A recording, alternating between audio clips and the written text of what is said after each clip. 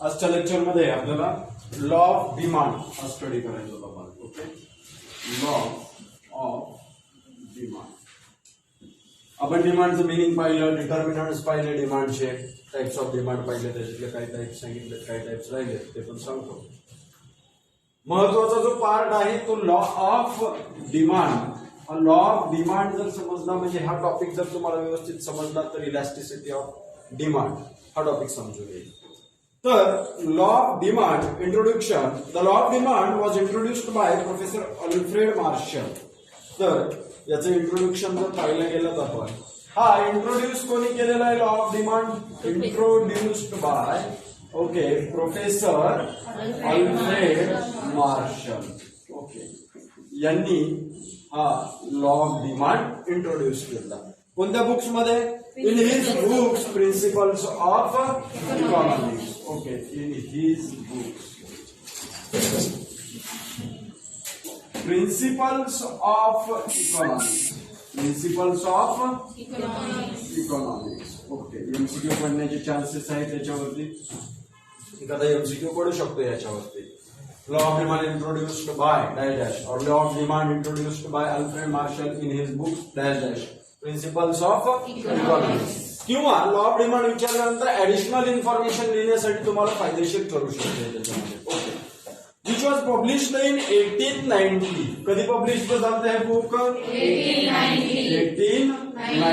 1890 मध्ये पब्लिश झालं हे book. Okay, the law explains the functional relationship between price and quantity demanded.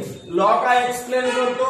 functional relation. okay, functional relation means demand of x is equal to f of p of x. okay, याला आपण काय म्हणतो? functional relationship. okay, the law explains the functional relationship between price and quantity demanded. statement of the law. आता statement of the law मध्ये पहिल्यांदा जे statement चालू करायचं असेल, जे लॉ लिहितो त्याच्यामध्ये असं समजायचं की बाकीच्या वस्तू म्हणजे बाकीच्या ज्या काही गोष्टी आहेत त्या स्थिर असल्या पाहिजेत. बाकीच्या म्हणजे काय? जसं तुम्हाला डिटर्मिनंट सांगितले, डिटर्मिनंट वरतीच डिमांड हे अफेक्ट करतं. Means determinant of demand of X commodity is equal to F of X P R Y T E O. याच्यामध्ये काय सांगितलंय? हा लॉ ज्या वेळेस आपण एक्सप्लेन करतो त्यावेळेस याच्यावरती एक रेष. आता याचं मिनिंग काय येतं? कॉन्स्टंट. याच्या प्राइसेस चेंज झाल्या नाही पाहिजेत. ओके, मॅथचीच लँग्वेज ही. याच्या प्राइसेस चेंज झाल्या नाही पाहिजेत. म्हणजे हे जे फॅक्टर्स आहेत, त्याचे डिटर्मिनंट्स आहेत, हे कसे पाहिजेत? आपल्याला कॉन्स्टंट पाहिजेत. कसे पाहिजेत? कॉन्स्टंट पाहिजेत. म्हणजे फक्त काय चेंज झालं पाहिजे? तर पी ऑफ एक्स म्हणजेच प्राइस ऑफ एक्स कमोडिटी. जर आपण demand of X commodity check करत असेल तर त्याच्यामध्ये प्राइस कोणाची चेंज झाली पाहिजे? Price of X commodity. त्याच कमोडिटीची प्राइस चेंज झाली पाहिजे. बाकीचे काय? प्राइसेस ऑफ रिलेटेड कमोडिटीज म्हणजे सबस्टिट्यूट गुड्स आणि कॉम्प्लिमेंटरी गुड्सच्या प्राइसेस कशा पाहिजेत? कॉन्स्टंट, चेंज झाल्या नाही पाहिजेत. Income constant, taste habits likes dislikes constant, ई एक्सपेक्टेशन कॉन्स्टंट, आणि जे अदर फॅक्टर्स आहेत population, government policies, taxation policies, ह्या कशा पाहिजेत? कॉन्स्टंट पाहिजेत. फक्त काय चेंज झालं पाहिजे याच्यामध्ये? Prices of X commodity. Okay, according to professor Alfred Marshall. मग याच्यावरूनच आपल्याला घ्यायची डेफिनेशन. कशावरून घ्यायची? हीच डेफिनेशन झाली आपली. ही काय झाली? आपली डेफिनेशन झाली. आता ही डेफिनेशन म्हणजे हा लॉ जो कोणी दिलेला आहे, हा कोणी दिलेला आहे? Professor Alfred Marshall. म्हणून statement of law, statement of law काय येते याचं? तर पहा, according to professor Alfred Marshall, other things being equal. Other things being equal म्हणजे constant. Other things being equal म्हणजे काय? Other things being constant. Okay, असं म्हणू शकतात. Other things being constant, higher the price of a commodity. काय म्हटलंय? Higher the price of a commodity. Part मध्ये समजून घ्या. Higher the price of a commodity. कमोडिटीची प्राइस ज्यावेळेस हायर असते त्यावेळेस डिमांड कशी होणार? कमी होणार. जे तुम्हाला सांगितलं inverse relationship. Smaller the quantity demanded. higher the price of commodity, smaller the quantity demanded. Okay, smaller is the quantity demanded. Okay, smaller is the quantity demanded. Quantity मध्ये पाहिजे आपल्याला, कशामध्ये पाहिजे? क्वांटिटी मध्ये. डिमांड क्वांटिटी मध्ये major करायची, नाहीतर एखाद्याचं डोकं कशा प्रकारे चालू शकतं पहा. सर पहा, पहिल्यांदा जे काही त्या कमोडिटीची प्राइस होती 10 रुपये होती, 10 रुपयाला त्या वस्तू 10 घेतल्या जायच्या. 10 रुपीज प्राइस हे युनिट आहे. ओके, 8 रुपयाला वस्तू झाली, प्राइस काय झाली? कमी झाली. म्हणजे इथं आता त्यांनी 11 वस्तू खरेदी केल्या किंवा 12 वस्तू खरेदी केल्या, बरोबर.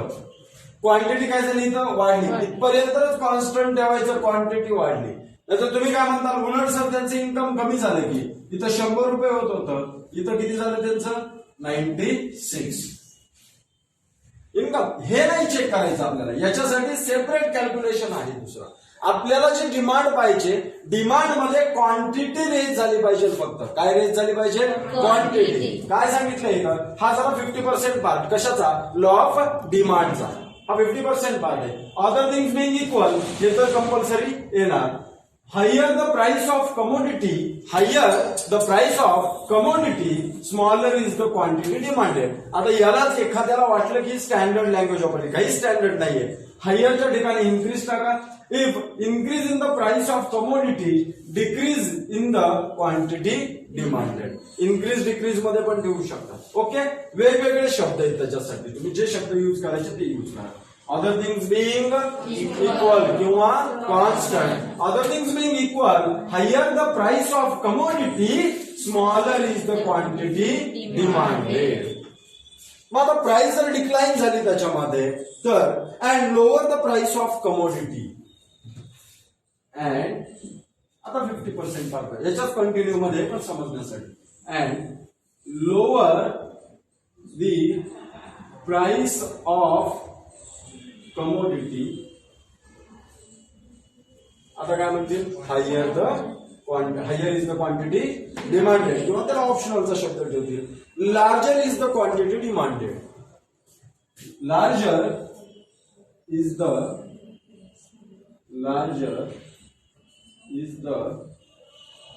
Quantity demanded.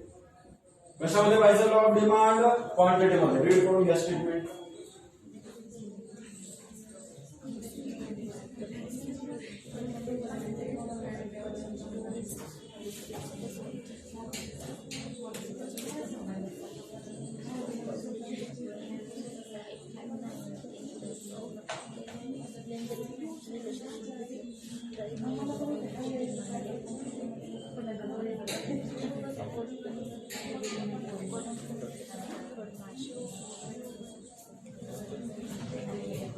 Lower the price of commodity, larger is the quantity demanded. समजलं इथपर्यंत? काही प्रॉब्लेम नाही? ओके, व्यवस्थित. तेच आपला जो तुम्हाला सांगितलं होता पार्ट, हाच पार्ट येतो. कोणता? हाच. इथं काय म्हणलंय त्यांनी? आता हे पहिल्या पार्ट मध्ये हे घेतलंय त्यांनी. ओके, इकडे काय? लेफ्ट हँड साईडला आपल्याला काय घ्यायची? क्वांटिटी घ्यायची. राईट हँड साईडला काय घ्यायची? प्राइस. आता काय म्हणलंय? Smaller the price of commodity किंवा higher the price of commodity हे घेतले. Higher the price of commodity, lower the quantity demand. नंतर घेतले lower the price, higher the demand, or larger the demand. या प्रकारे सांगू शकतात. Price increases, demand decreases. Price decreases, demand increases. Okay, मग काय डेफिनेशन आहे? सगळे एक साथ रीड करा. Statement of law. Other things being equal, higher the price of the commodity, smaller is the quantity demanded, and lower the price of commodity, larger is the quantity demanded. Larger is the quantity demanded. कोणाला काय अवघड वाटते? Law हा काय? Law of demand. Law of डिमांडचं काय आहे? Statement of law. Introductionary part. याच्यामध्ये तुम्ही सेंटेन्सेस लिहायचे. हे काय सांगितलं? हे डेफिनेशन पहिली कशाची? Law of डिमांडची. ओके, याच्यानुसार फक्त पार्ट कोणता चेंज झाला पाहिजे? Price of that commodity. त्याच कमोडिटीची प्राइस चेंज झाली पाहिजे. Okay, According to Professor Alfred Marshall, other things being equal, higher the price of commodity, smaller is the quantity demanded, and lower the price of a commodity, larger is the quantity demanded. In other words, other factors remaining constant. Other factor remaining constant. Okay, बाकीचे factor कसे पाहिजेत? Constant. आता कोणत्या याच्यामध्ये आलो? In other words. In other words मध्ये आलो. Okay. Other factor remaining constant. If the price of commodity rises,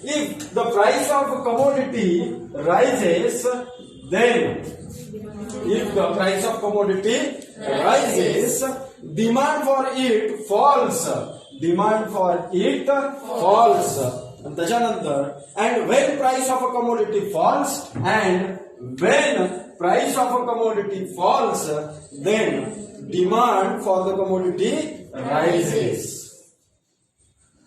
त्या दोघांचं रिलेशन चेक करायचं. इकडे नाही, त्या दोघांचं रिलेशन चेक करायचंय.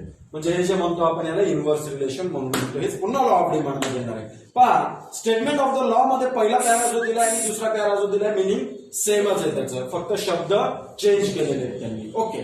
Symbolically, the functional relationship between the demand and price is expressed as d of x. dx is equal to f of p of x.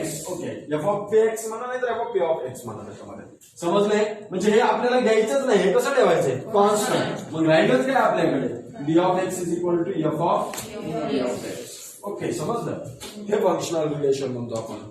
Where d is equal to demand, x is equal to commodity, f is equal to function, and p of x is equal to price of x commodity. Okay.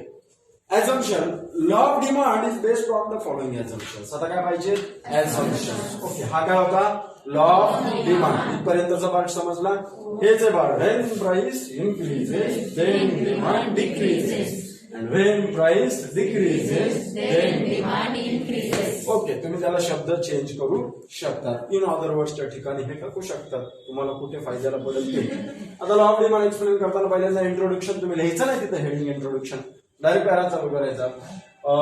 Professor Alfred Marshall introduced the law of demand in his books Principles of Economics in 1890. Okay, समजलं? हे बाकीच्या information द्या तुम्हाला आहेत त्याच्या शब्दासाठी घ्या. Okay, अशा प्रकारे. आता आपल्याला पाहिजे लॉ ऑफ डिमांडचे ऍझम्पशन्स.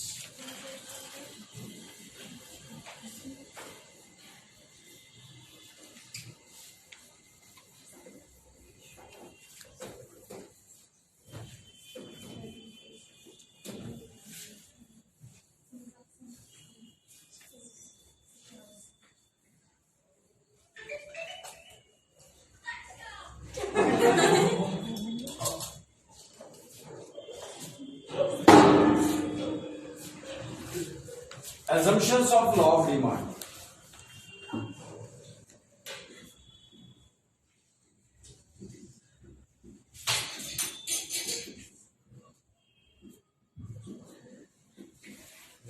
तर ऍझम्पशन्स काय? तर तुम्हाला अगोदर ज्यावेळेस आपण मायक्रोचा पार्ट स्टडी करत होतो त्यावेळेस त्याच्या फीचर्स मध्येच पाहिलं. It depends on various ऍझम्पशन्स.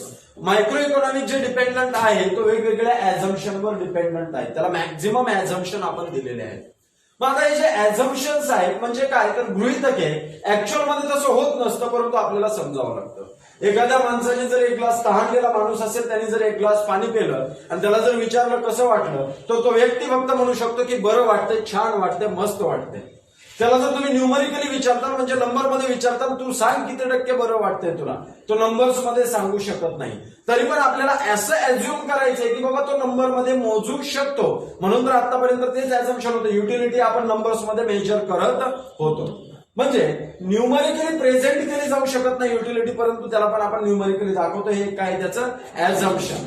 जे आपण म्हणतो जर एखाद्या वस्तूची प्राइस इन्क्रीज होत असेल तर त्याची डिमांड डिक्रीज झाली पाहिजे. तर त्या ऍझम्पशन वरून म्हणतो. समजा असं ऍक्च्युअल मध्ये काही वस्तूंसाठी असं होत नाही, परंतु आपल्याला काय करायचं ते समजायचंय. ओके, मग सगळ्यात पहिलं ऍझम्पशन जे दिलेलं आहे त्यांनी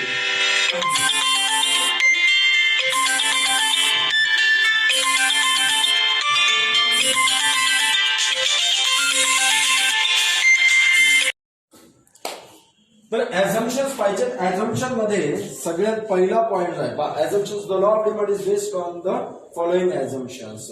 सगळ्यात पहिल्यांदा जे ऍझम्पशन आहेत, आता ऍझम्पशन काय आहेत तुम्हाला माहिती आहे त्याच्यामध्ये, तर आताच तुम्ही ऍझम्पशन पाहिले ज्याला फॅक्टर्स अफेक्टिंग ऑन डिमांड म्हणजे डिटर्मिनंट्स ऑफ डिमांड समजले असतील त्याला ऍझम्पशन पण लवकर समजून येतील. आता ऍझम्पशन तुम्हाला सांगितलं D of X is equal to F of T of X T R Y T E two आणि याच्यावरती भाग देणार. आता याचं मिनिंग काय माहिती, कॉन्स्टंट किंवा नो चेंज इन. कॉन्स्टंट किंवा no change in.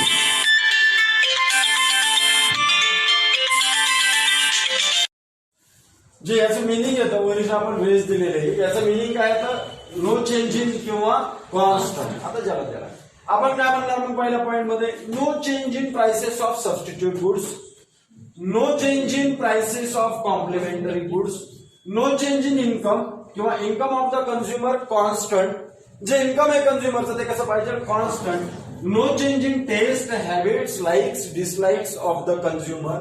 No change in future expectation or future expectation is constant, and no change in other factors means no government policies change, no taxation policies change, no change in population etc. जो काही पाहत असेल तर याच्याकडे सगळ्यात पहिल्यांदा दिलेले त्यांनी कॉन्स्टंट लेवल ऑफ इन्कम म्हणजे आता जो पॉइंट घेतला आपण त्याचा हा वाय पॉइंट घेतला त्यांनी. Okay, no constant level of income कोणाचं पण, कंझ्युमरचं. ओके, कॉन्स्टंट लेवल ऑफ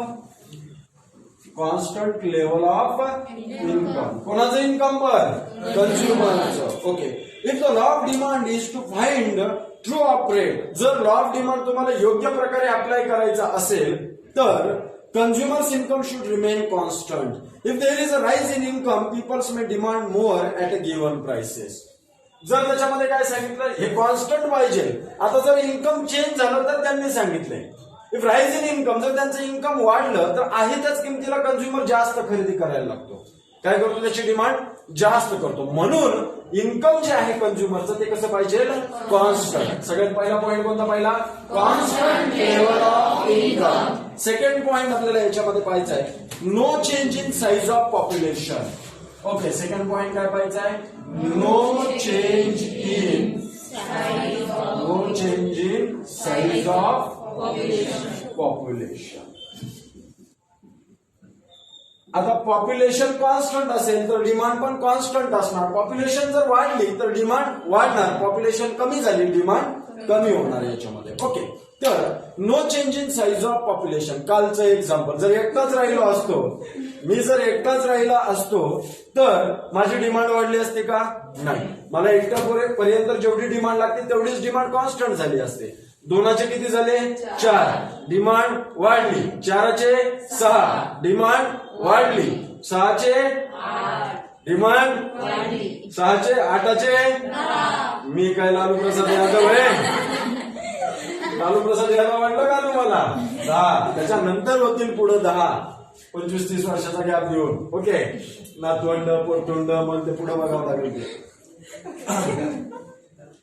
म्हणजे no change in size of population. आपण एकदा फॅमिलीचं घेतलं तरी समजू शकते. इथं आपण एका स्पेसिफिक पिरियडचं स्पेसिफिक ठिकाणाचं आपण याचं एक्झाम्पल घेतोय कंझ्युमरचं. It is assumed that the size of population remain unchanged. Explanation अवघड वाटते. It is assumed that the size of population unchanged.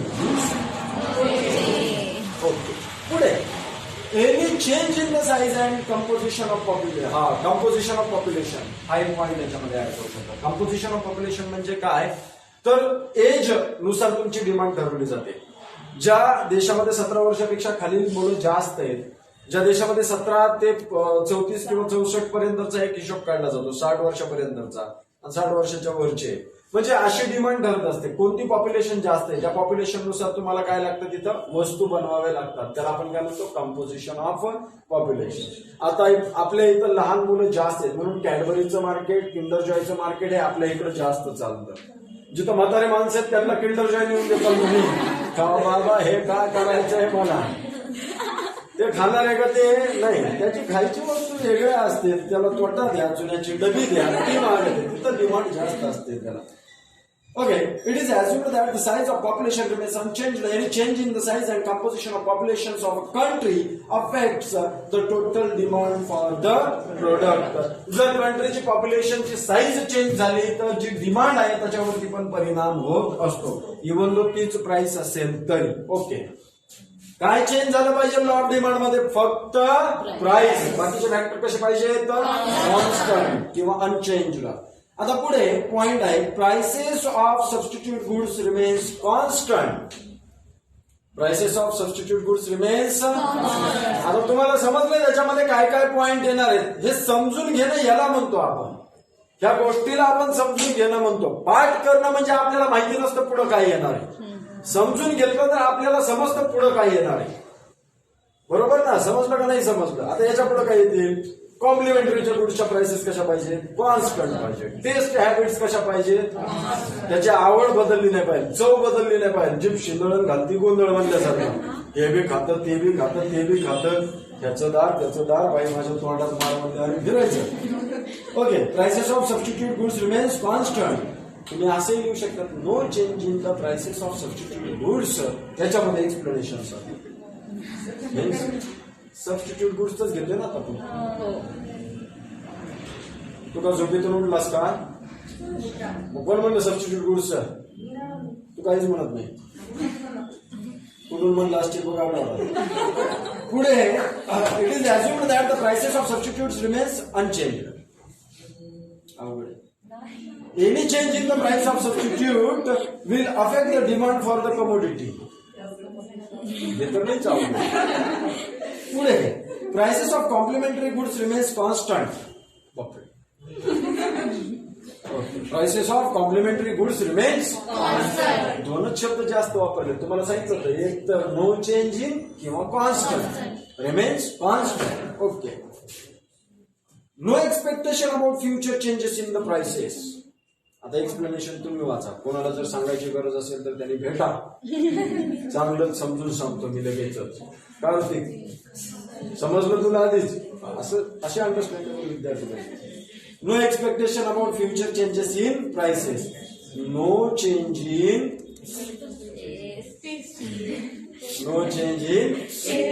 Okay taste habits preferences fashions likes dislikes. Okay, तासाचे वाढवायला. आता त्याच्यात it is assumed that consumers' taste, habits, preferences, fashions, etc. should remain unchanged.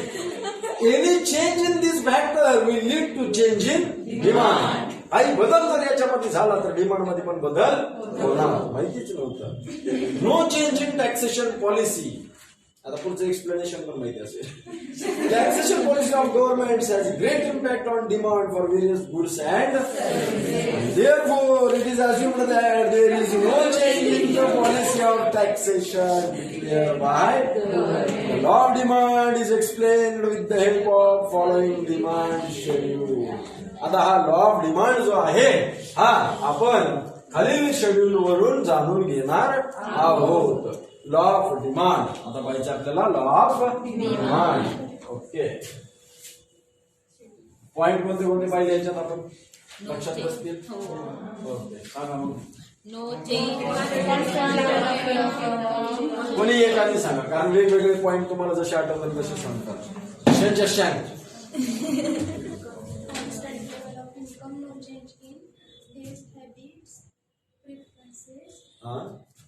पटापट सांगायचं. No change in complementary goods. Complementary goods मध्ये बदल नाही झाला पाहिजे. Okay,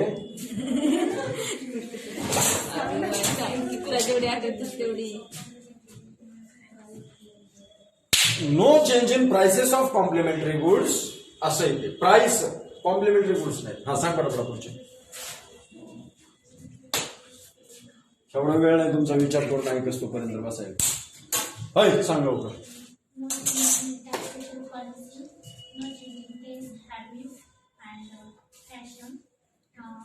Constant level of income, no prices of complementary goods remains constant. constant. No expectations about future changes of prices. of prices and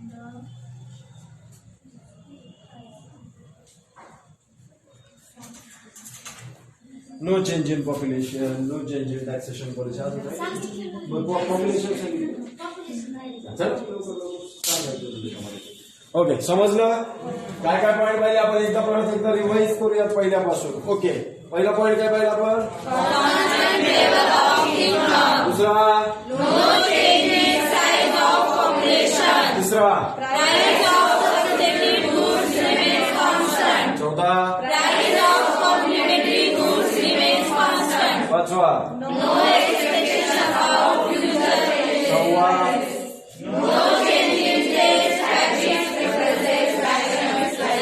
सातवा. Okay, त्याच्यामध्ये अजून तुम्ही वाढवू शकता जर वाढवायचं असेल तर. आता आपल्याला पाहायचं आहे डिमांड शेड्यूल. काय पाहायचंय? Demand schedule. एका कॉलम मध्ये काय घ्यायचं? Prices of commodity. दुसऱ्या कॉलम मध्ये क्वांटिटी डिमांडेड ऑफ कमोडिटी. पहिला कॉलम घेऊयात आपण prices of commodity. Prices of commodity of X. हे कशामध्ये घेणार आपण? In rupees. आणि इकडे काय घेणार आपण? Quantity demanded. क्वांटिटी डिमांडेड तर लिहू द्या, हे आधीच आप म्हणू नका. क्वांटिटी डिमांडेड आप कमोडिटी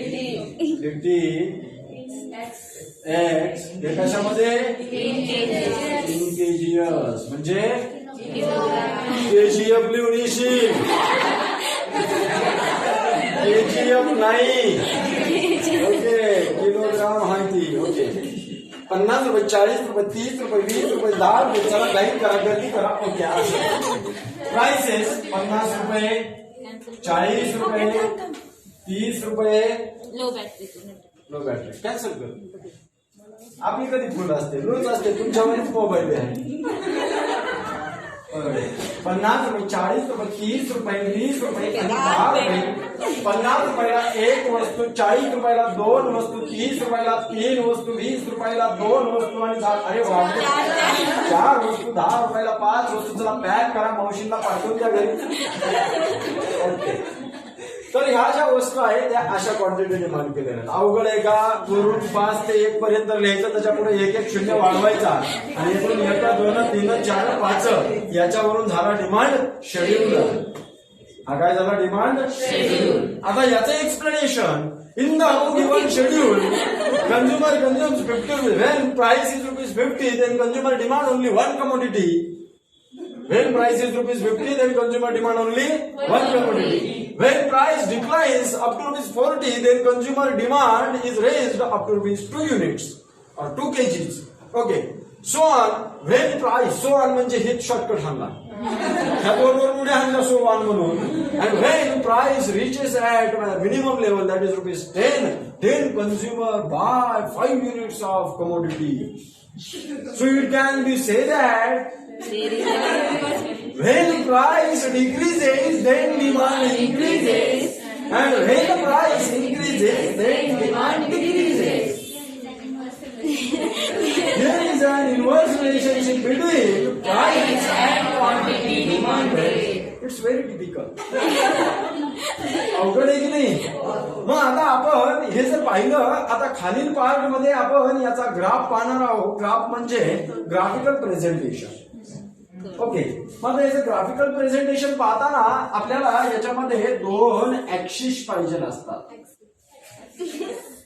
तर 2 ऍक्सिस म्हणजे एक आहे एक्स ऍक्सिस आणि दुसरा आहे वाय ऍक्सिस. म्हणजे एक्स ऍक्सिस वरती आपण घेणार क्वांटिटी डिमांडेड. क्वांटिटी डिमांडेड घेतली आपण एक्स ऍक्सिस वरती. 1 रे 1चा 2 रे 2चा 3 3चा 4 4चा 5 5चा. दुसरा कोणाचा नाही, ते त्याचाच. 1 रे 1चा म्हणजे तो त्याचाच. ओके, आणि आपण वाय ऍक्सिस वरती घेणार आहोत prices of commodity X. Prices of commodity commodity X, इथं पण एक्स लावा. ओके. आता इथे द्या ऑन ग्राफ प्रेझेंटेशन या on a graph in 1 centimetre is equal to 1 unit. असं द्या. On X axis, on Y axis हे असतं नाही मला माहिती. हा तसं नाही लिहिलं तरी चालतं, पण आपण हुशार आहोत हे दाखवण्याचे लक्षात याला आहे हे अशाने कळून येणार, त्याच्याशिवाय नाही समजणार ते. ओके. मग आता आपण याच्यावरती पॉइंट प्लॉट करूया. आता एखादा हुशार पन्नास लपाछपी खेळत नाही, काही जण रिव्हर्स म्हणायला. आता हा 20, 30, 40, 50 व्यवस्थित अंतर द्या. हा शून्य राहिला तो असताना इथे गरज नाही त्याची. ओके. मग तिलाच म्हणलं मी, तुला थोडीच म्हणलं तू आहेस का नाही. ओके चला, तर शून्य. काही जण ओ पण म्हणतात याला, हुशार. ओके. मग आता 10 रुपयाला किती वस्तू?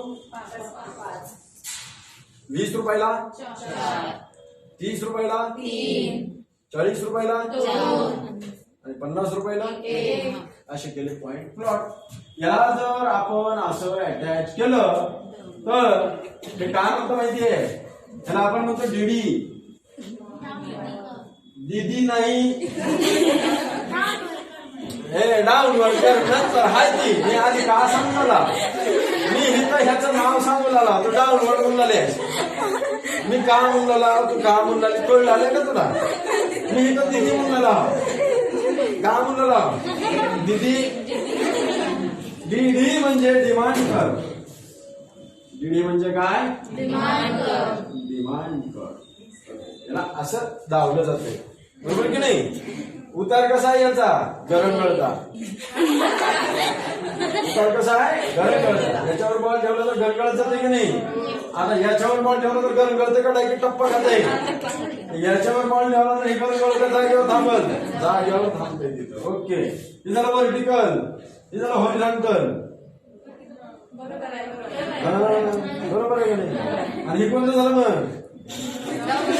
युनिव्हर्सल. हे कोणतं झालं? युनिव्हर्सल. अरे युनिव्हर्सल.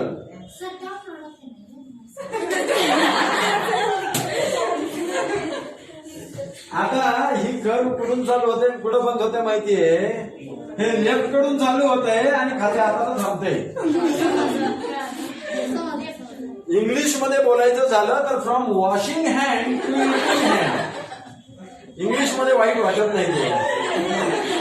मराठीतून जेवढे शब्द वाईट वाटतात, मराठी शब्द असे असतात एका शब्दात अख्खी कन्सेप्ट क्लिअर होऊन जाते.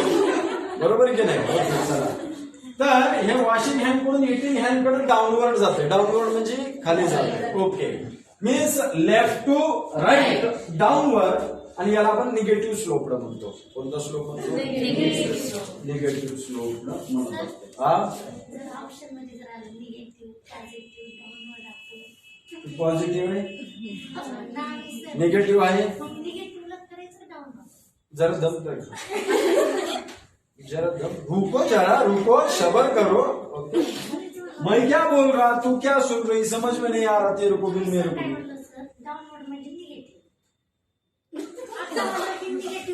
डाऊनवर्ड स्लोप, याचा बी डाऊनवर्डच आहे, हे बी डाऊनवर्डच आहे. डाऊनवर्ड आहे from right to left.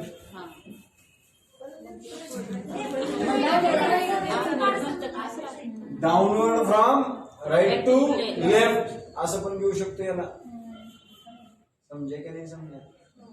Upward from left to right, upward from right to left, downward from left to right. बरोबर. हा, मग त्याच्यावर डाऊनवर्ड, फक्त डाऊनवर्ड स्लोप म्हणलं तर जमत नाही. फक्त डाऊनवर्ड म्हणलं तर जमत नाही. निगेटिव्ह जमतंय का? जमतंय. निगेटिव्ह जमतंय, याला डाऊनवर्ड म्हणून जमत नाही. Downward from left to right हे सांगावं लागतंय. हे सांगितलं तर समजतंय, नाहीतर समजत नाही, मार्केट नाही ते लय खूप असते असं असते त्याचं. हे बघ त्याच्या समोरासमोर दिलंय बघ दोन, तसंच दिसली का नाही पुढची आकृती. डोळे मोठे करून बघ. आता दम जरा. आता आम्ही पुस्तकातलं सांगायचं राहिलं तर डिमांड शेड्यूलच्या खालचं वाचलं का नाही तुम्ही ते? As shown in the table 3.3, when price of commodity X is ₹50, quantity demanded is 1 kg. When price falls from 50 to ₹40, quantity demanded rises from 1 kg to 2 kg. Similarly, at price ₹30, quantity demanded is 3 kgs.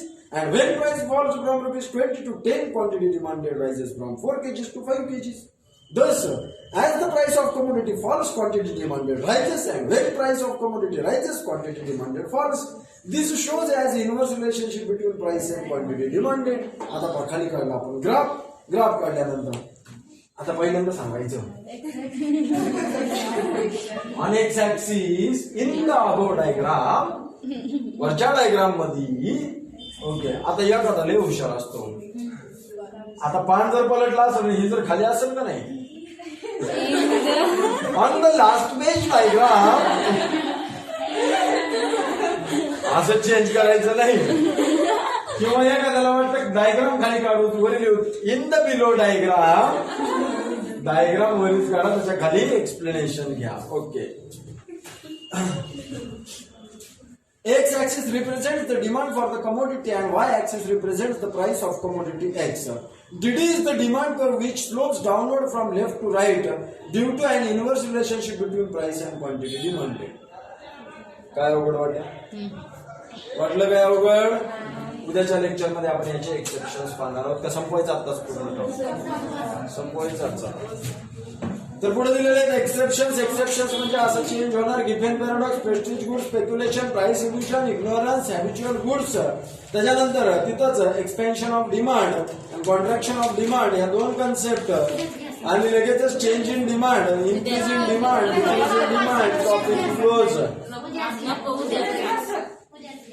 Okay, तर हे समजलं इथपर्यंत. तर exception पाहिजेत. आता आपल्याला काय पाहिजे? एक्सेप्शन पाहिजे. एक्सेप्शन मध्ये आपण रीड केलं, त्याच्यामध्ये काय काय दिले त्यांनी, कसं दिले, काय केले, काय नाही करायचं ते असं तर त्यांनी व्यवस्थित सांगितलेलं आहे आणि आपल्याला ते आता अभ्यासायचं आहे. Giffen paradox. Okay, exceptions of demand. आता एक्सेप्शन म्हणजे काय?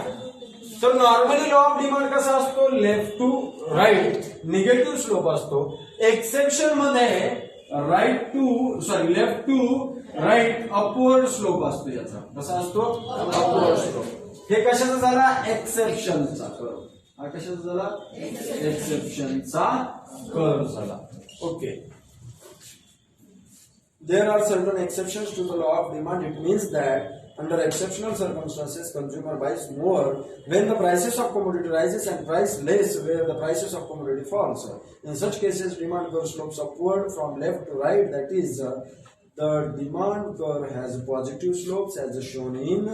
Okay, त्याच्यामध्ये दाखवल्याप्रमाणे. आता हे एक्सेप्शन पाहिजेत आपल्याला. एक्सेप्शन मध्ये काय होतं, कशा प्रकारे होतं? तर पहा, नॉर्मली लॉ ऑफ डिमांड तुम्हाला समज कमी होते त्यावेळेस डिमांड वाढते आणि ज्या वेळेस किंमत वाढते त्यावेळेस डिमांड कमी होते. मग डिमांड जर कमी होत असेल आणि जर प्राइस वाढत असेल आणि डिमांड जर वाढत असेल, जर प्राइस कमी होत असेल, त्याला आपण लॉ ऑफ डिमांड म्हणतो. मग एक्सेप्शन मध्ये काय होतं? ज्या वेळेस प्राइस ही इन्क्रीज होते आणि डिमांड, प्राइस इन्क्रीज झाली, डिमांड पण इन्क्रीज झाली, प्राइस डिक्रीज झाली, डिमांड पण डिक्रीज झाली. काही वेळेस प्राइस चेंजच नाही झाली तरी पण डिमांड इन्क्रीज झाली. प्राइस कॉन्स्टंट राहिली काही वेळेस, तर दोन्ही केसमध्ये डिमांड इन्क्रीज किंवा डिक्रीज होते. याला आपण त्याचे काय म्हणतो? एक्सेप्शन म्हणतो. आता जे कॉन्स्टंट होते हे जर चेंज झाले तर असं होणार. हे जे कॉन्स्टंट होते एक तर कधी होणार अशा प्रकारचं डिमांड इन्क्रीज होईल किंवा डिक्रीज होईल. जे आपण अदर थिंग्स बिंग कॉन्स्टंट ठेवलं होतं, अदर थिंग्स बिंग इक्वल ठेवल्या होत्या, ह्या जर पार्ट चेंज झाला तर याच्यामध्ये चेंजेस होऊ शकतात. आणि दुसरी गोष्ट, त्याच्यातले पॉइंट दिलेले ते पाहिजेत. सगळ्यात पहिला पॉइंट दिलेला आहे गिफेन गुड्स किंवा गिफेन पॅराडॉक्स. आता हे गिफेन गुड्स किंवा गिफेन पॅराडॉक्स हा रूल तुम्हाला एक्झाम मध्ये विचारला जातोच. मी जातो म्हणत नाही, जातोच. कोणता? Giffen's paradox.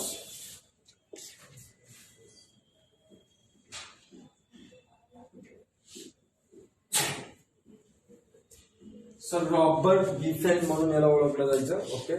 Inferior goods or lower quality goods. Robert गिफेनची त्यांनी सांगितलेलं आहे की कोणत्या वस्तूसाठी सांगितलेलं आहे? Inferior goods. इन्फिरियर गुड्सलाच काय म्हणतो आपण? Lower quality goods. काल एक्झाम्पल घेतलं होतं, काय नाव पाहिलं होतं त्याचं आपण? पिवळी. काहींकडे पिवळा. ओके.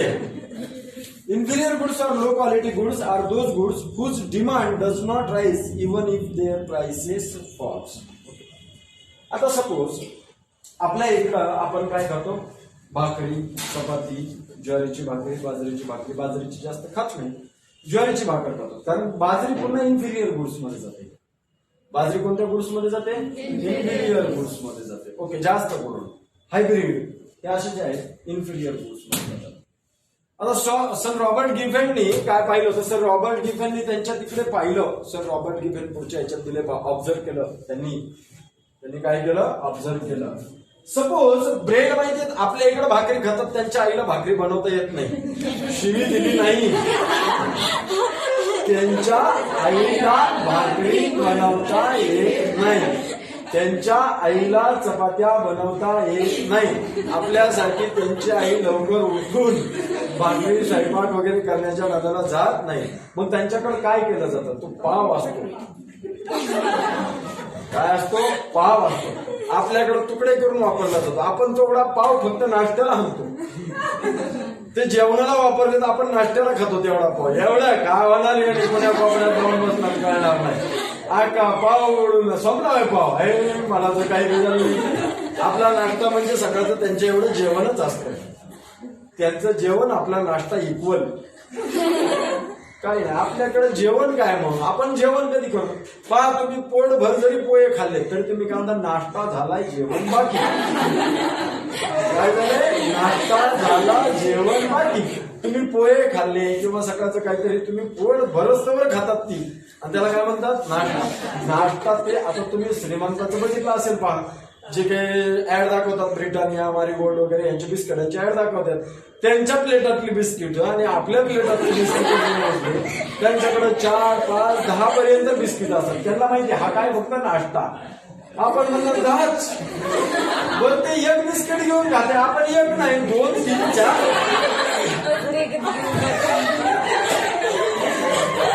खरंय का खोटंय? खरंय ना. मग आपला ते नाश्ता असते. तसा ब्रेड. तर या सर रॉबर्ट गिफेननी तिथला ब्रेड पाहिला. काय पाहिला? ब्रेड पाहिला. ही ब्रेड तिथले जे कामगार होते त्या कामगारांचे अनालिसिस केलं त्यांनी. ओके. तर हे ब्रेड म्हणजे त्यांच्याकडे इन्फिरियर झालं. काय झालं? इन्फिरियर झालं त्यांच्याकडे. ओके. ह्या ब्रेडच्या प्राइसेस जर इन्क्रीज झाल्या तर याची डिमांड पण इन्क्रीज व्हायची, आणि या ब्रेडच्या प्राइसेस जर डिक्रीज झाल्या तर याची डिमांड पण काय व्हायची? असं का व्हायचं? का आहे कळलं गेलं? किंमत कमी झाली तर डिमांड बी कमी उलाली, किंमत वाढली तर डिमांड वाढायली. की असं का होतं? एकतर इन्फिरियर गुड्स आहे, आणि हा लॉ नंतर त्यांनी काढला. हे जी लोक होते का नाही खरेदी करणारे, हे का करायचे? सपोज आधी एक ब्रेडचा त्यांना 20 रुपयाला मिळत होता. एक ब्रेड किती रुपयाला मिळत होता? 20 रुपयाला. आणि त्यांच्या घरामध्ये कन्झम्पशन होतं कमीत कमी 4 ब्रेडचं. किती ब्रेडचं? 4 किंवा 5 ब्रेडचं कन्झम्पशन समजून. म्हणजे यांचं याच्यामध्ये काय व्हायला लागलं? आता डिमांड यांची वाढली याच्यामध्ये. म्हणजे नॉर्मली 5 लागतात यांना, तर यांचा खर्च किती होता? 100 रुपये. बरोबर. ओके. मग असंच काय झालं? प्राइस डिक्रीज झाली, 10 रुपयावर आली. किती रुपयावर आली? 10 रुपये. मग आता याने प्राइस डिक्रीज झाल्यानंतर 4च युनिट कन्झ्युम केले. किती युनिट घेतले? 4 युनिट घेतले. म्हणजे किती रुपये खर्च आला? 40 रुपये. आधी 4 ब्रेडसाठी किती खर्च आला असता? 80 रुपये. आता यांनी 1 युनिट का कमी घेतलं? सर यांनी डिमांड का कमी केली? तर सांगतो, 4 घेतले किंवा 3 घेतले, 3च घेऊत आपण इथं. म्हणजे किती खर्च आला याला? 30 रुपये. वरच्या 70 रुपयाचं यांनी मटण आणलं. वरच्या 70 रुपयाचं काय केलं यांनी? मटन, चिकन हे देता. हे मी नाही सांगत, सर रॉबर्ट गिफेन सांगतात. त्यांनी फक्त इंग्लिश मध्ये सांगितलं, मी मराठीत सांगितलं. त्यांनी कशात सांगितलं इंग्लिशमध्ये, मी कशात सांगितलं मराठीत. हे काय केलं मग डिमांड का कमी झाली कळाले का? ह्यांनी थोडंसं इन्फिरियर कमी केलं आणि सुपिरियर गुड्स कडे गेला. मला सांगा त्याचे इन्कम वाढले नाही, इन्कम तेवढंच आहे. आता मी किती खर्च केले त्यांनी 100 रुपयाचं. ह्याचं रिअल टाइम इन्कम वाढलं, ग्रॉस इन्कम वाढलं, रिअल टाइम ग्रॉस इन्कम वाढतं. याचं म्हणजे याचं ऍक्च्युअल मध्ये इन्कम वाढत नाही. जो एक्सपेंडिचर होता त्याची प्राइस कमी झाल्यामुळे याचा एक्सपेंडिचर ऑन ब्रेड काय झाला, डिक्लाइन झाला. मग त्याच्यातली जी काही सेव्हिंग झाली ही यांनी अदर फॅक्टर कडे वापरली. अदर फॅक्टर म्हणजे मीठ. मीठ म्हणजे ते टाकायचं नाही, मीठ MEAT मीठ. कोणतं मीठ? ओके ते मीठ. आता पहा सर रॉबर्ट गिफेन घ्या. आता परत सांगा, आता प्राइस परत 20 रुपयावर आली. आता हे मटन खाते का ब्रेड खाते? प्राइस 20 रुपयावर आली. ह्यालाच किती गेले? 60 रुपये गेले ना. ह्यालाच किती गेले? 60. 40 रुपयाची परत नाही. आपले 5च आणा परत. किती आणा? 5 आणा. ओके समजलं. हे डिमांड का चेंज होते. तर या गोष्टीमुळे चेंज झाली. आणि नंतर ह्याच्यावरती संशोधन केल्यानंतर सर रॉबर्ट गिफेननी इन्फिरियर गुड्सचा लॉ बनवला की इन्फिरियर गुड्सला लॉ ऑफ डिमांड ऍप्लिकेबल होत नाही. इन्फिरियर गुड्सला लॉ ऑफ डिमांड ऍप्लिकेबल होत नाही. का होत नाही? कारण इन्फिरियर गुड्सच्या प्राइस डिक्रीज झाल्या तर त्याची डिमांड डिक्रीज होते, प्राइस इन्क्रीज झाल्या तर डिमांड इन्क्रीज होते. आणि लॉ ऑफ डिमांड असं जायला सांगतोय आपल्याला. हे असंच चाललंय. लॉ ऑफ डिमांड कसं सांगितलंय? असं सांगितलं नाही युनिव्हर्स, पण ह्याचं कसं चाललंय? Price increase demand increase, price decrease demand decrease. म्हणजे हे काय झालं याचं एक्सेप्शन. हे काय झालं याचं एक्सेप्शन. कुणाच्या डोक्यात चाललं नाही.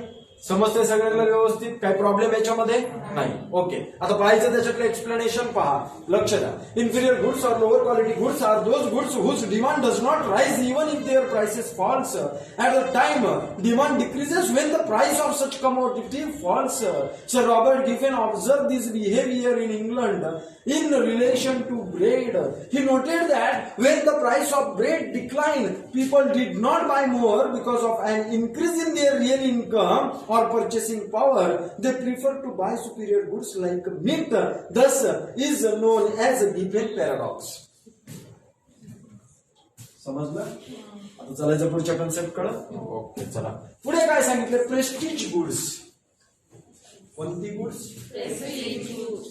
प्रेस्टिजियस गुड्सचं काय होतं? किंमत वाढली की त्याची डिमांड वाढते. Prestige goods. पुढचा पॉइंट कोणता? प्रेस्टिजचा कुकर का नाही, म्हणजे तसले असतात वेगळे ती company prestige. Okay prestige goods. आता प्रेस्टिज गुड्स मध्ये पहा, लक्ष द्या. Expensive goods like diamond, gold etcetera are status symbol. Prestige goods मध्ये काय घ्यायचंय? डायमंड, गोल्ड, प्लॅटिनम असे एटसेट्रा. चांदी नाही. चांदी नाही. ते कुणी घालतं? माझ्यासारखं घालतं ते. ओके ओके चला. Expensive goods like diamond, gold etcetera are status symbol. हे कोणते सिम्बॉल आहेत? स्टेटस. जे स्टेटस सिम्बॉल गुड्स असतात त्याला आपण प्रेस्टिज गुड्स म्हणतो. फरारी, BMW स्टेटस सिम्बॉल. जेवढी प्राइस जास्त तेवढी डिमांड जास्त, जेवढी प्राइस जास्त तेवढी डिमांड जास्त. समजलं? ओके. ती बॅटरी संपली असेल, कॅन्सर म्हणत असेल तर ओके कर. 3% बॅटरी आली असेल त्याची. बंद केलं का? 10% खाली आलं का? 15%? ते काय बघितलं नाही. ओके हा आपला कॅमेरा व्यवस्थित जपून ठेवा. कॅमेरा तो 32 मेगापिक्सल आहे. इसको मालूम, तेरे को मालूम, मेरे को मालूम, देखने वाले को थोड़ी मालूम. Prestige goods. ओके समजलं. त्यांच्या किमतीच्या वेळेस वाढतात. जसे काल गोल्डचं एक्झाम्पल केलं. गोल्डच्या प्राइसेस आता हायच आहे. तुम्हाला वाटते 55,000वरून 50वर आले मग डिमांड वाढली, डिमांड कमी झाली पाहिजे. ती कमीच आहे डिमांड त्या हिशोबाने. अजून 55वरून 60 गेली तर अजून डिमांड वाढते. कोण खरेदी करायचं थांबतं का? नाही. मेन सांगा, ज्यावेळेस लग्नाचा सीझन असतो त्यावेळेस त्याची डिमांड कशी असते? जास्त असते. इव्हन दो हाय प्राइसेस, त्याच्या प्राइसेस जरी जास्त असतील तर त्याची डिमांड कशी असते? जास्त असते. स्पेक्युलेशन. पुढचा पॉइंट काय? स्पेक्युलेशन. ओके किती वाजले? Okay stop. बाकीचा पार्ट आपण बाकीचे एक्सेप्शन उद्याच्या लेक्चर मध्ये पाहणार आहोत.